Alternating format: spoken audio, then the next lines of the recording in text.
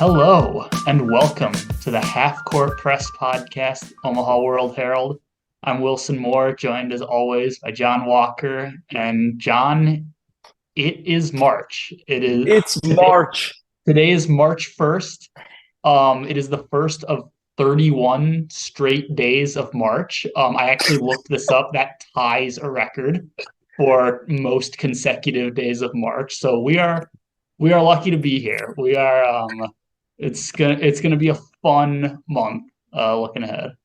Yeah, no, I was talking to Sam yesterday. He said you guys had a similar conversation, just kind of mapping out the month ahead. It is to go back to old faithful. It's going to be a doozy and a dandy, man. It's going to be good. Yeah, it's going to be good. It's March. I feel like just not too long ago, we were talking about the dog days of January, and we just had to get through those. And into February. An extra day of February. No An less. extra day of February of all years to have one. They chose this one. And we persevere, man. And here we are with a 3, I guess depending on what country you're watching this from, with a 3 at the front of the date. So you love to see it. You really do.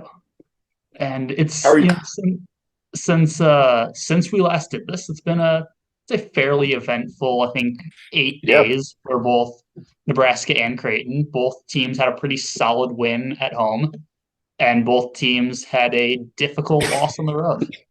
Yeah.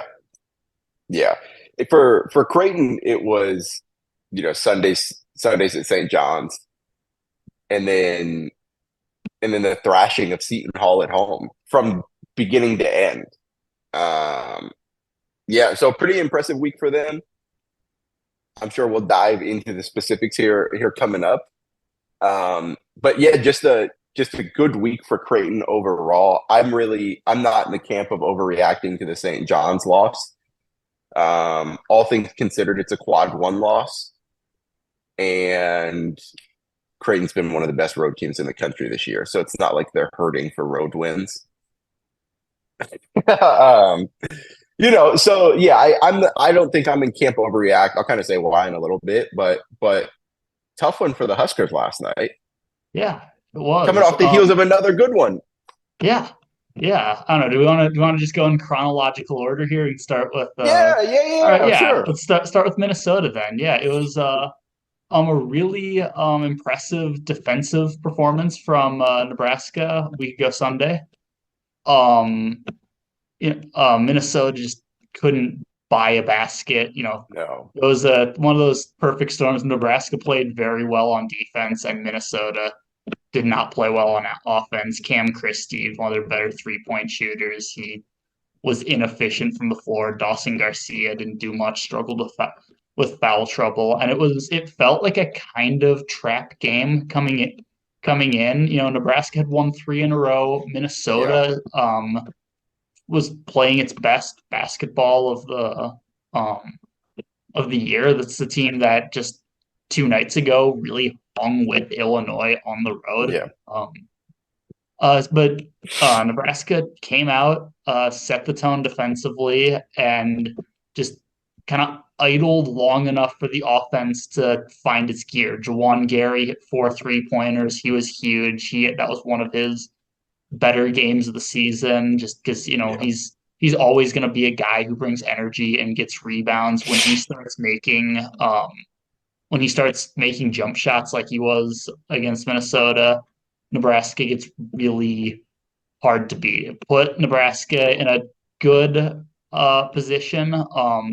Got them in most projections off that line of like last 4 buys. It got them kind of firmly into the field for the time being. I haven't looked this morning to see if anything's updated from last night, but it definitely gave them, and we'll get to their loss to Ohio State, but beating Minnesota was necessary. It was important. It was a quad 3 win at the time. It's now up to quad 2. Minnesota's hanging right on the edge of the top 75. But just necessary, gave them a little more breathing room. And if they had lost that game and then lost to Ohio State, things would be in crisis mode right now. But they Yeah. took care of business at home as they have all season, and even with their loss to Ohio State, still in pretty solid position over the last two games of the season. Yeah, and that's kind of where you want to be for this Nebraska team. We talked all throughout February, even dating back to January.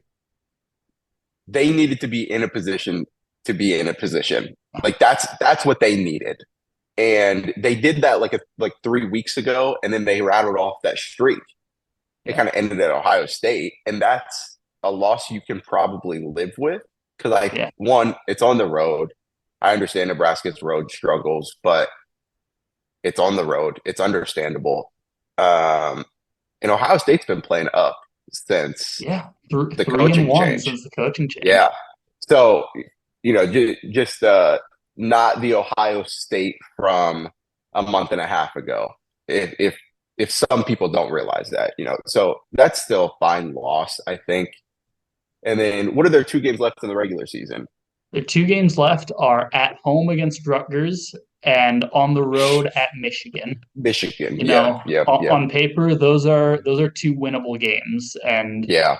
if Nebraska wins both, they're probably in. That's Yeah. 22 Yeah. wins. Yeah. That's 12-8 in Big Ten. They win one, I think they're still probably in 11-9 Big Ten. It gets a little dicier, but I think they're still feeling pretty good about themselves if they win one of those, especially because it's not like I mean, there aren't a lot of like bubble teams like tearing it up right now. Like No, it's they're all, I feel like most of them come from the Big East and they all yeah, play each other yeah. throughout the That's what final we were talking couple about a few weeks games. ago. Yeah.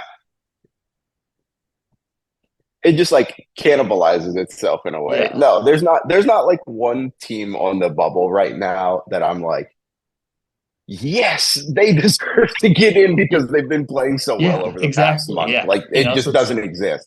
yeah, you got to jump a lot of teams, and Nebraska's put themselves in position that they're not going to be the first team out. If someone, No.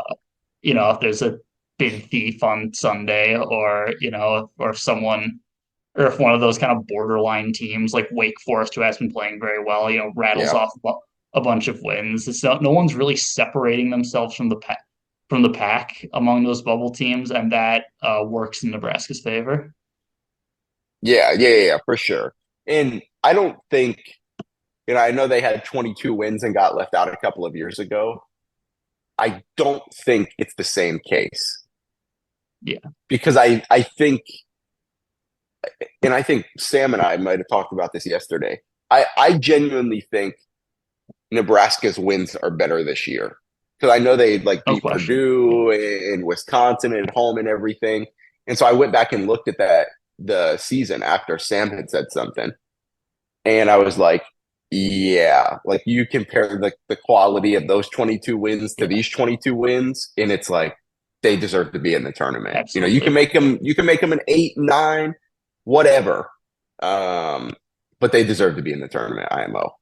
Yeah. And if they're an 8-9 seed and they win that first game, that, maybe I'm getting a little ahead of myself here, but like that's the kind of team that knocks off a number one seed. You know what I It mean? Like is. that It is. Keisei Tominaga is the kind of guy who captures the hearts of America on a Yep. Cinderella run. Yep. Like that is not a team, and I sound like a cliche talking head here, but that's not a team you want to see in March if they've got it rolling. No.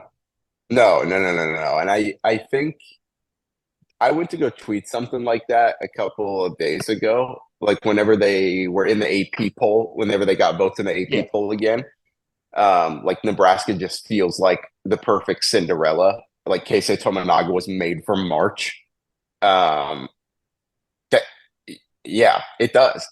It'd be perfect. So we actually do have new bracketology out. I'll recap Creighton's week real quick, and then we'll break down Lenardi's latest. all right. Okay, so St. John's Sunday. It's a little bit of ways ago. So people have probably gotten over it at this point, especially after Wednesday. I don't think they ever had a reason to be caught up on it, if I'm being honest. Anybody who watched this Creighton team, anybody who watched the first meeting between them and St. John's, it was 66-65. We always knew it was going to be a tough one in New York, right? There was my alarm to wake up. Uh, we knew it was going to be a tough one. I think I wrote in my preview that their styles perfectly contradicted each other. Creighton's going to run people off the 3-point line, try and funnel them into Ryan Kalkbrenner. And St. John's is going to run off the 3-point line, have Joel Soriano try and steal something off on the block for an offensive rebound, and they're pulling up from 15 feet. Perfect clash of styles. Danish Jenkins dropped 27, and I think what was it? I think St. John's was like 15 of 26 from mid-range. And so, yeah, it's an 80-66 loss and a perfect clash of styles in a game that Creighton really did not play well offensively. It's a quad one loss. You can live with it, IMO. Also, you also have whatever wizardry Rick Pitino was in the white suit. In the white suit, man. I gotta say, I respect the chess move of call out your players, tell everyone your players suck, and then win 3 in a row. Like that's a galaxy brain move, and I respect it. That is that's like Louisville Rick Pitino. That's like Providence Rick Pitino. We're talking, fun fact: I saw this from one of the St. John's reporters. He said that he bought that suit. He went to go try on the white one that he wore at Louisville, and it didn't fit anymore. So he just casually went to the Armani store and bought an all-white suit because Rick Pitino. So, yeah, man. But yes, I'm not worried about that one. The Jays weren't either, and it showed on Wednesday. 85-66 win over Seton Hall to jump the Pirates for third place in the sole possession of third place in the Big East because they've got both games over Seton Hall now. So massive. I'd be remiss if I didn't say Trey Alexander had 31 on Sunday at the Garden. I forgot to mention that, but he's been excellent lately, and that continued against Seton Hall. Really, that was probably the first time in a couple of weeks that the big three has been firing on all cylinders. It probably got lost in the fold a little bit. Baylor Scheierman struggled against UConn. He certainly struggled against St. John's. Not that he looked out of place or didn't belong in the game or didn't play well. He could not get shots to fall. He was one of 10 from 3 in New York. Like that is not a Baylor Scheierman performance. And he got going again, and that was a big part of kind of that. Ryan Kalkbrenner was like 10 for 10, everything at the rim. I mean, he was unstoppable in the paint. So yeah, man, it was just the win they needed to just kind of prove to the country, to the bracketologists, to the whatever, like, hey, we promised that was the blip that you thought it was on Sunday. Yeah. So, all things considered, a pretty good week for the Jays. Yeah, it kind of feels like maybe not swinging as extreme from one side to the other, but this feels like last year's Creighton season of kind of high expectations, a little dip in like December, January, and now they're kind of finding their stride heading into March. Yeah, and we've always known it about this Creighton March, especially this Creighton team more so than most. Their seeding is not going to matter. They could be a 1, they could be a 14. Matchups are going to determine how far they go. St. John's was just a perfectly egregious matchup for them. I thought so in the first meeting. Thought so again on Sunday, especially if they're going to hit, that many from mid-range. Excuse me. But yeah, I mean, they've been playing their best ball over the past 5 weeks. Really ever since that first UConn loss. They've been playing their best ball. And this is now that it's March, we can finally say this is the time of year you certainly want to do it. Absolutely. We've got bracketology. We do. I don't know if you pulled it up. And if not, that's okay. So we can actually just go to one region to talk about both teams. Okay. How about that? That's very convenient. If you go to the South, you go to the bottom half of the South bracket. Creighton is your number 3 seed in Pittsburgh. They'd play Charleston in the first round. I think that'd be a pretty favorable matchup for them. And if they win in the second, they would get the winner of Dayton in South Florida, which I also think would be 2 pretty favorable matchups for them. Yeah. So yeah, kind of just to go back to what I said after St. John's, they're still a 3 seed. But all less than a week later, they're still a 3 seed. Sure, maybe you could have climbed to a 2, winning at St. John's and then beating Seton Hall the way you did, but it's never been about the seeding for them. So, and I can see in that same region would be Nebraska as a 9 seed taking on Mississippi State. That'd be interesting. In Memphis. It would be. The winner of that likely seeing Houston in the next round, unless the Jackrabbits of South Dakota State have a miracle. The South Dakota State Fighting Baylor Scheierman. Yeah, that'd be an interesting situation. I always like the Power 5 versus Power 5 matchups in the first round. Yeah. They'll have a lot of them. Yeah. That's much closer. Mississippi State would have, and that's about as close to a home game as Mississippi State can get on a neutral floor in Memphis. Yeah. For sure. Yeah. I don't I would love to see Houston, Nebraska. I think it could be, as you said, kind of one of those perfect storm things if the Huskers get hot in the first round. Yeah. And I also think they could score the fewest points they have this season. Yeah.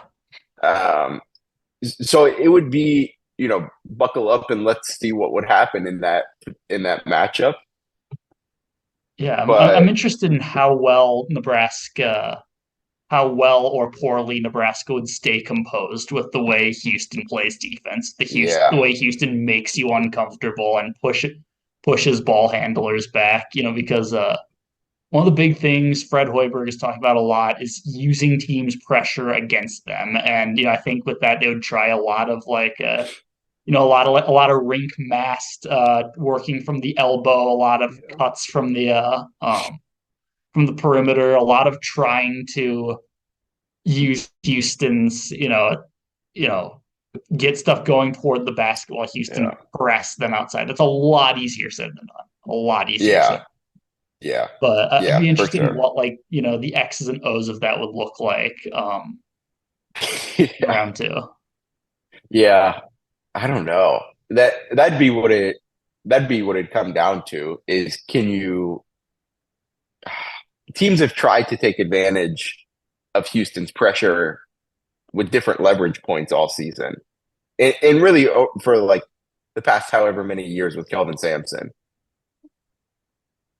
Does Nebraska does Fred Hoiberg have a trick up his sleeve that nobody has, or does Nebraska just, rise to the occasion on the big stage and goes nuclear. Who there's no telling. But that's the beauty of it. Yeah. Mm-mm-mm. We've got a pretty special senior day on Saturday in Omaha. When Nebraska plays Sunday? Sunday, and that is also Nebraska Yeah. Senior Day. Yeah, we Yeah. can look way ahead to that. Yeah, what's happening in Omaha? Yeah, yeah. So they just released last night. I haven't even tweeted this out yet, actually, that Francisco Farabello, Baylor Scheierman, and Ryan Kalkbrenner, along with a couple of the team managers, the manajays they call them. That's good. I didn't realize that until like 3 weeks ago. That's But solid. that's good. Like, Yeah, it's good. But yeah, those are the three that will be honored for Senior Day festivities. So Baylor is out of eligibility. You know what I just realized, buddy? Right here in this very moment, because as I said, I hadn't even tweeted it out yet. Stephen Ashworth? Question mark? is he A is he senior? is he going through Senior Day things? No. Hmm. Hmm. Hmm. Yeah, let me make sure I have this right. Hold on. So sorry. So sorry.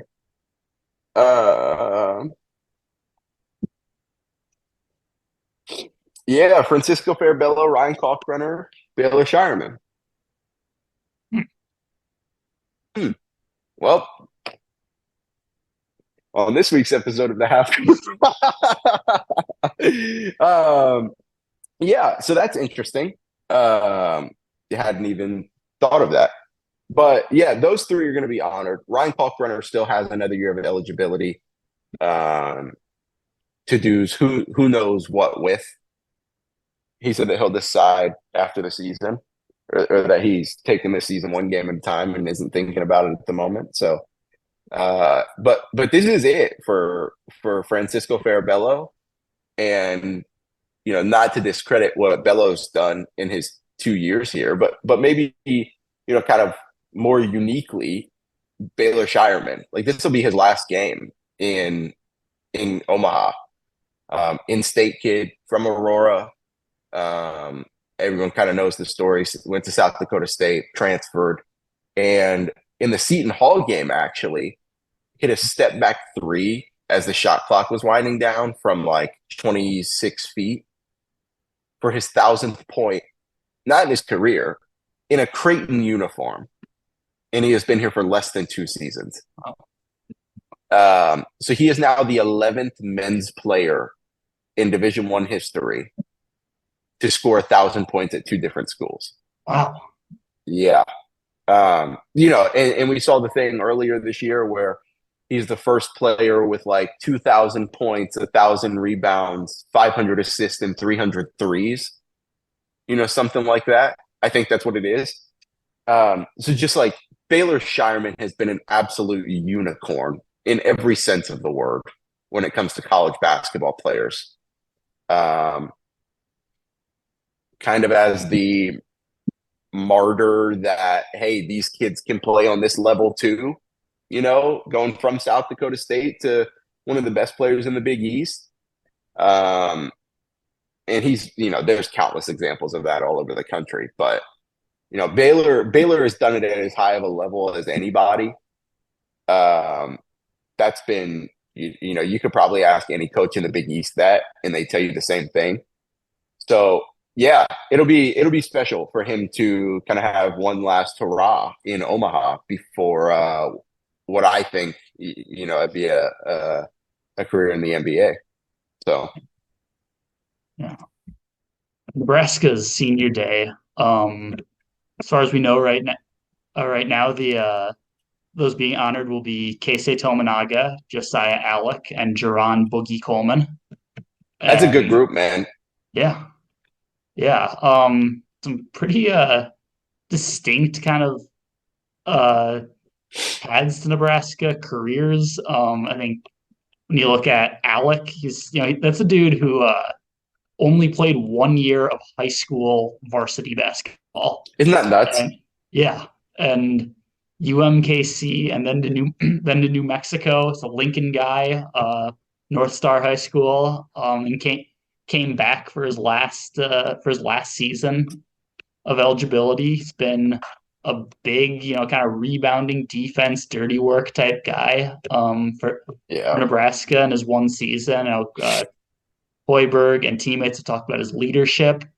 Um, Coleman is also a transfer, came from Ball State for just this one season, and obviously Tominaga, who you Yeah. figure will go down as one of the more popular players in Nebraska basketball history. Yeah. Yeah. Yeah. Even just production aside, just his, I think fans that just embraced his energy and his the enthusiasm that he plays with. It's infectious. It's hard not to smile when you see him play. When he's got a Yeah. different celebration queued up for every big 3-pointer. Yeah, I didn't know that was a Steph Curry thing. I asked him about it after a game one time. I didn't Yeah. realize it was Yeah. Steph Curry, which, I mean, Yeah. Steph Curry's his guy. He's the Japanese Steph Curry. It's his thing. Yeah. Uh, Yeah. yeah, He's got to start doing the night night yeah, soon. yeah. If they sleep somebody in the tournament, if they get an 8-9 and they knock out one in the second round, he has to. Oh, seriously, it has crossed my mind if he hits a big, like Ali Farouk Manesh Uh-huh. esque 3-pointer in a tournament game. Like, we will see a celebration unlike we like I can't even imagine like the levels that would get to if you were to do that. Yeah. I wonder, this is maybe a question better suited for Keisei, but I wonder, it looks like on some of those he's like genuinely shocked. Yeah. So how much of it is the celebration and how much of it at times is he like, no way I just hit that. Like See, I like think there's no way. I think it's all celebration because I think he genuinely believes every shot he Oh, for takes is sure. going in.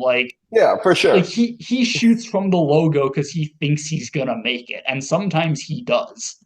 Uh, Yeah. yeah. So that yeah, they will be honored in Nebraska's senior day, which would be a big game for Nebraska too. Going for the undefeated season at home, probably a big one to take care of business to solidify themselves because we didn't really get into the loss at Ohio State last night, but I think my big takeaway from it was it was a game Nebraska did not play especially well. They didn't get stops on defense. They struggled to get rebounds. They didn't shoot the ball well. And yet the opportunity was still there for Nebraska in the last 4 minutes of the game. Yeah. I think that's the one that if you're Nebraska, you're thinking like, man, that was there for the taking. I can think of a half dozen plays, open looks, times they got to stop but gave up an offensive rebound, a bunch of plays in the last 5 minutes of that game that could have really swung the momentum that Nebraska wasn't able to take advantage. And so it's a lot riding on that game at Rutgers. As we mentioned, it's senior day. It's the pretty significant last game for Alec, who is from Lincoln, and for Tominaga, who, is finishing a very distinguished career. And it's also huge for Nebraska just to Yeah. keep pace, stay firmly in the field and not have to sweat out Selection Sunday. They would be win Sunday would be perfect at home. Sans one, Sans one, that's right? right. Dang, that's nuts. Yeah. And it's That's nuts. crazy because they got, yeah, that'd be perfect at home in Big Ten play. And yeah. But yeah, Creighton is the only team to beat Nebraska at Pinnacle Bank Arena so far. And it like it wasn't close. Like that's No. the crazy thing. They've been so good in Lincoln this year. Yeah. Yeah, nuts. Yeah, I think there was a lot going on. I think that was a kind of perfect storm of Yeah, I think Nebraska was 4 for 21, 23, something like that from something like that. three, and Creighton caught fire, and it all kind of combined into about like that's the floor for Nebraska, certainly at home. Just Yeah, the way Creighton was making shots and Nebraska wasn't making shots. That's about as low as you'll see it get at Pinnacle Bank yeah, Arena for Nebraska. yeah, yeah. It's been good there ever since. I'll give them that. Yeah, yeah, yeah. Oh my We've man. seen two court stormings there since. Yeah. We got a Creighton court storming this year, We which did is get a not Creighton court storming this year. yeah, not I'd like to think those are somewhat rare around here Yeah, based on, just kind of my feel yeah. and people before the UConn game saying, "Man, I don't know. Do we rush? Do we rush if we win?" I was like, "Yeah, you absolutely do. What are you And talking about?" shout out to CHI Health Center and Creighton, For the sure. security there. Like with all the discourse going on around court storming right now, Yeah. like they showed everyone how it is done right there. Like they built a wall, got UConn right out of there. Like that should be, in our current discourse, that should be hung on a wall of like, this is how Yeah. you safely storm a court. Well, and I don't know. Like the thing is you're worried about in those situations, you're not worried about the home team because the Yeah, people running onto the court are running on to celebrate with them. yeah, I understand there's some like things can get, whatever, somebody trips, whatever. I understand those things can happen. But you don't really have to worry about the home team. yeah, You're worried about getting the away team off the floor. And that was the priority of the CHI Health Center. They yeah, didn't care what happened. yeah. I talked to people before the game, and some of the fans right there before the game, and I was like, "Are you guys rushing if they win?" And they were like, "Yeah." And I was like, "Did security say they're gonna try and stop you guys or anything?" And he was like, "Nope. They told us to just go." He was like, "They told us to go left, which is like away from the visiting Yeah, that's bench." that's He was, perfect. and they were like, "So fine with us." And I was so yeah. Obviously, like security communicated with the students. I'm sure the students passed the message back up. And yeah, as soon as that game ended, security just walled off UConn's exit, essentially. That is how it's done. Yeah, I think Greg McDermott quote tweeted. I don't know who originally posted it. He like quote tweeted a picture of the overhead of the court storming, and yeah, it's like all this pandemonium in a perfect path to Yeah, the corner, lined by security. That's how it's got to be done. IMO. yeah, So yeah, who knows? I don't think we'll have any more court stormings the rest of the year, though. yeah. I don't think so. There's only one more. Nebraska only has one more home game, and I don't think they're storming the court if they beat Rutgers on Sunday. That strikes I me as don't. unlikely. I don't think Creighton would storm number 5 Marquette. Hmm, Um, Probably not, I especially after don't. one court Yeah, storming this year. yeah. I don't think so.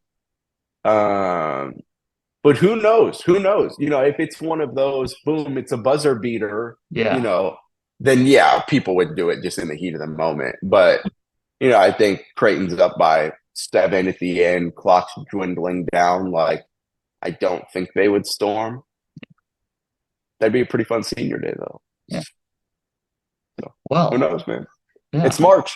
It is March, and it will continue to be March for several more weeks, which means we will have plenty more to talk about on future episodes.